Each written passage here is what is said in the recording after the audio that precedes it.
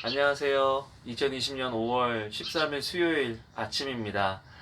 오늘은 0세부터 2세 부모님들이 아이들을 맡기고 예배당으로 올라가는 그 계단에 나와 있습니다. 사실 여기가 새소리가 제일 잘 들려요. 여기 나무 벽 사이에 새들이 굉장히 많이 살고요. 또 새소리를 들을 뿐만 아니라 엄마 아빠들은 아마 아이들 울음소리를 들으며 이 계단을 올라갔을 텐데요. 하나님을 예배하려고 아이들 맡기고 또 믿음으로 예배드리던 엄마 아빠들의 모습 참 대단했다라는 생각을 하며 또 여러분들 그 예배를 그리워하며 사모하며 기대하는 여러분들 되시면 좋겠습니다. 같이 기도하시겠습니다. 사랑과 은혜가 많으신 하나님, 오늘도 주님의 말씀에 우리의 마음의 문을 엽니다. 주님께서 말씀하시고 주님께서 주시는 말씀이 음성이 우리에게 힘이 되도록 주여 도와 주시옵소서. 예수님 이름으로 기도합니다. 아멘. 여러분, 오늘 신명기 17장 14절에서 20절 말씀인데요. 원래는 하나님께서 이스라엘 백성들에게 왕을 두지 마라 라고 이야기를 하십니다. 그런데 아무리 생각해도 하나님께서 이스라엘이 이렇게 해오는 것들을 보면 왕을 두겠구나 라는 생각을 하시니까 그러면 이런 왕을 두어라. 하나님은 항상 플랜 B를 가지고 계신다라는 그런 책을 보았습니다. 하나님의 플랜 B.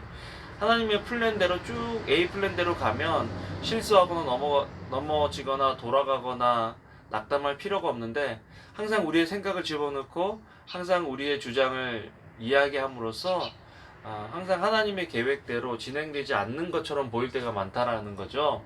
그런데 하나님은 항상 우리가 망쳐놓은 우리의 바닥에서부터 다시 새로운 것들을 시작하신다. 그래서 하나님의 플랜 B, 하나님께서 미래에 이스라엘 백성들이 하나님의 말씀을 순종하지 않고 하나님을 전적으로 의지하지 않고 우리가 더 안전하려면, 우리가 더 발전하려면 세상적인 제도, 세상적인 어떤 방법들이 필요하다.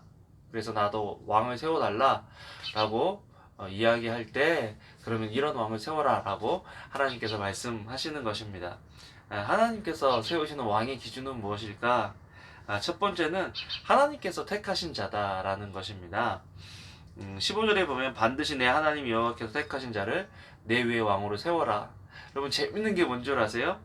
14절에 보면 모든 민족들 같이 우리 위에 왕을 세워야겠다라는 생각이 들거든. 그러니까 인간적인 방법으로, 인간적인 생각으로 우리 위에 하나님이 아닌, 안 보이는 하나님이 아닌 보이는 왕을 세워달라, 똑똑한 왕을 세워달라, 유능한 왕을 세워달라 라고 그렇게 백성들은 원하는데, 하나님은 하나님이 택하시겠다라고 이야기하시는 거죠. 그래서 초대 이스라엘 왕들은요, 사울도 그렇고 다윗도 그렇고 하나님의 기름 부음을 받은 대제사장이 기름을 부어서 그를 왕으로 세웠다라는 것이죠.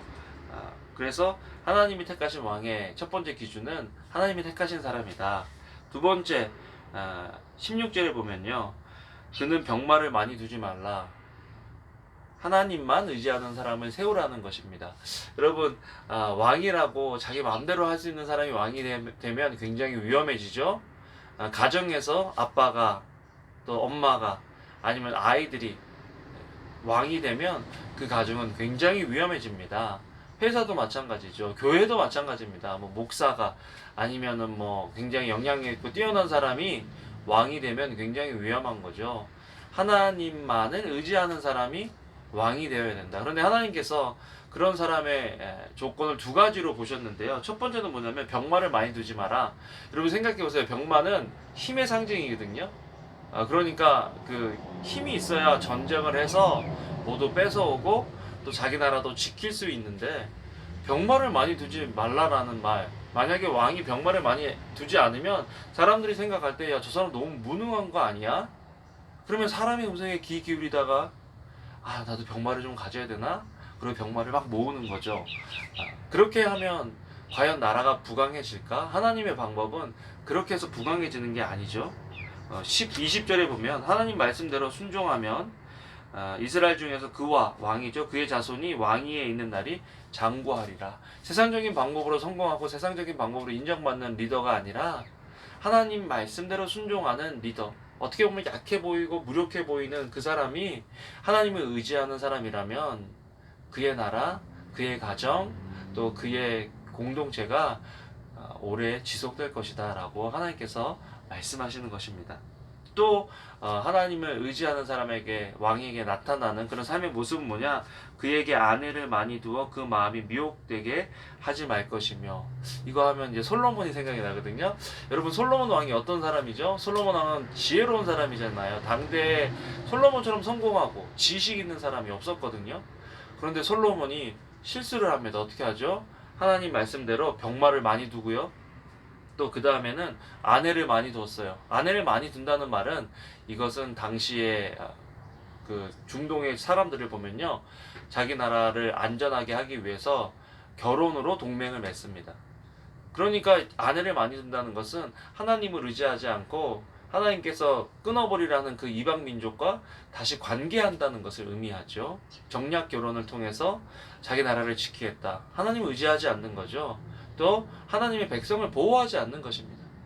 여러분, 지금 우리 코론틴으로 인해서 집에 머무는 시간들이 많은데, 우리가 지금 인터넷 접속하는 것, 또 아이들에게 뭘 가르치는 이런 것들에 있어서 우리는 하나님을 더 의리하고 하나님을 더 발견하게 하는가?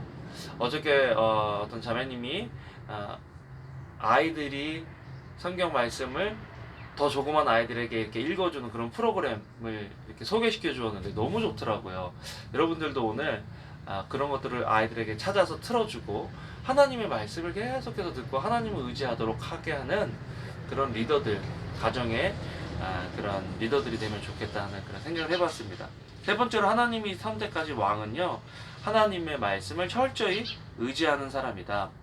여기 보면 그가 18절에 보면 그가 왕위에 오르거든 이 율법서의 등사본을 레위 사람 제사장 앞에서 책에 기록하여 평생에 자기 옆에 두고 읽어 그의 하나님 여호와 경외하기를 배우며. 여러분, 하나님은, 하나님께서 세우시기를 원하는 지도자는요, 하나님의 말씀만 의지하는 사람이죠. 모세가 여호수아를 세웠을 때요, 얼마나 이제 여호수아가 바쁘겠어요. 그런데 처음에 부탁한 말이 뭐냐면, 명령한 말이 뭐냐면, 이 율법책을, 성경을 내 입에서 떠나지 말게 하며 주야로 그것을 묵상하여 그 가운데 기록한 대로 다 지켜 행하라. 그래야만 내 길이 평탄하게 될 것이라 내가 형통하리라 라고 말씀하십니다.